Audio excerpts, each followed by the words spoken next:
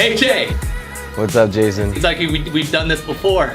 Yeah, we definitely have. Yeah, definitely. It was about a year and a half ago already. Congratulations again, San Jose. This time it was the Open overall. If I recall, AJ, the last time we did this kind of interview, it was last March, and I believe it was the Governor's Cup. Yeah, it was the Governor's Cup last March, 2016. It was a little bit over a year now. So what's changed as far as your prep from last year to this year? Yeah, you know, in the last year, I've really been trying to learn how to train smarter. Last year when I was prepping for Governor's Cup, the last time we did this interview, I was really just trying to train like hard, and I ended up getting kind of burnt out towards the middle of the year, and my body kind of just wasn't responding very well. So I spent my off season really trying to learn how to train effectively and still hard, take care of my body, make sure everything's running efficiently, and I think it really paid off this prep. This is the best I've ever felt. You know, it's the leanest I've ever gotten. The biggest change is just my mindset. Like I definitely was just like everybody else, you know, it's like, this is my end goal, this is my date. And then after that, it was kind of just like, you're always thinking about what can I eat or like, what can I have? But in the last year, I really just kind of made it a point to accept that like, this is my lifestyle, like this is what I want to do. And everything is just, it's been really comfortable just knowing that like, I do this for me, you know, and it's not hard to think about what I can't have when I'm constantly thinking about what I'm gaining out of everything. I've been telling people a lot that it's a long game, you know, like you're in this for life, like this is health and fitness. You want to stay healthy, you want to be healthy for later on in life. Like it's not about crash dieting or like going super hard for 12 weeks and then, you know, just stopping everything. Like this is a lifestyle, like you want to continuously be healthy and happy and, you know, and being fit, and it's more important to be focused on where you're going to be 10 years from now and like if you're still going to be able to do things, because, you know, like I don't want to only do this for a few years, but like this is something I love to do, so I want to be able to do it for as long as I can. So somebody that's looking to compete, is there any messages that you want to send to them before they start? Yeah, you know, just be mentally ready. Like don't think that it's just like, you know, this one-time thing where I'm just gonna diet one time and, you know, and then I'm just gonna think about everything that I can't have, because it's not about what you can't have. It's like, you know, you're focused on doing something and you're doing something for yourself because you want to do it. You know, no one should be forcing you to do this. You shouldn't feel like you have to do this for anybody else. And when you kind of think about it as you doing something for yourself, like whether it's comparable to something like going to school or, you know, like trying really hard to get a promotion at your job, like it's for you. You know, you shouldn't be like thinking about like what you're not gaining or what you're not getting, because you're trying to get something, you're trying to achieve a goal. And when you're thinking about like working towards something for yourself, it becomes a lot easier. What's the next step for you? So my plan since last year has been to focus on USAs this year and trying to get my pro card. So my whole goal in doing the San Jose show was, one, to be shredded a little bit early, and two, just get a little bit more comfortable getting back up there again. You know, like a year away is kind of a long time to not be stepping on stage and not, you know, remembering what it's like to go through a competition day or all the stresses or stuff like that. So I wanted to be ready to be early, and my real focus though is USAs, which is going to be in 4 weeks on July 29th, and I'm going to try and get my pro card. Did you get all the cravings that you wanted to eat after a show out of the way and you're back on your prep?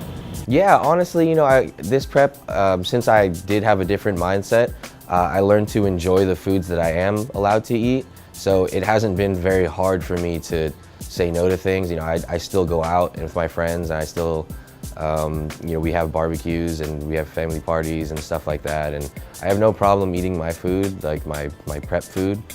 So I didn't really have too many things that I wanted to get out of the way, but I did have a couple treats after the show. But you know, I'm back, and we have 4 weeks left till we go to USA's. How'd the show go? I mean, was there any flaws? Did it go smoothly for you?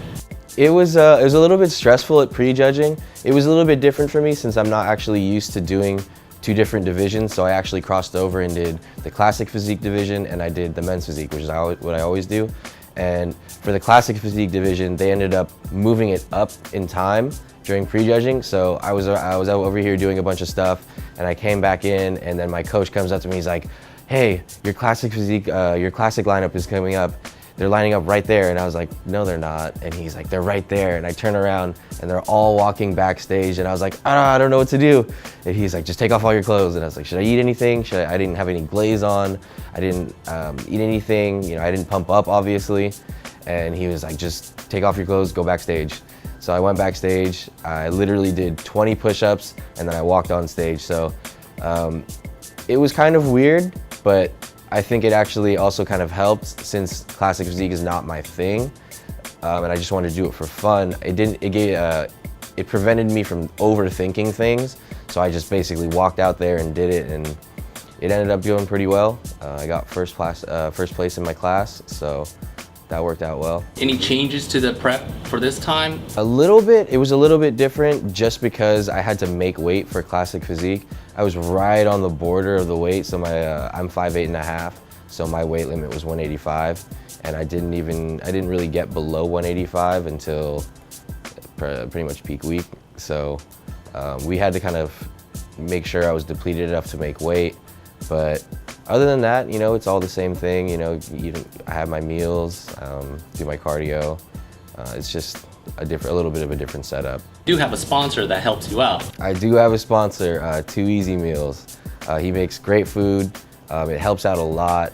You know, it's part of the reason that I am able to enjoy my food so much, and it becomes not a burden to eat like, you know, prep meals. Like, I actually enjoy tilapia. You know, I enjoy my chicken, I enjoy my steak, I enjoy my salmon. Like, there's not a meal that I don't look forward to. You're constantly having to prep meals. It's also taking time away from having to go to the grocery store, having to cook the food, having to clean up after you cook the food. So it takes a good like 2-3 hours out of having to do all that, and just you can focus on other things. Is there any supplements that you changed or added, or you just kept to the same supplements that you've always been doing?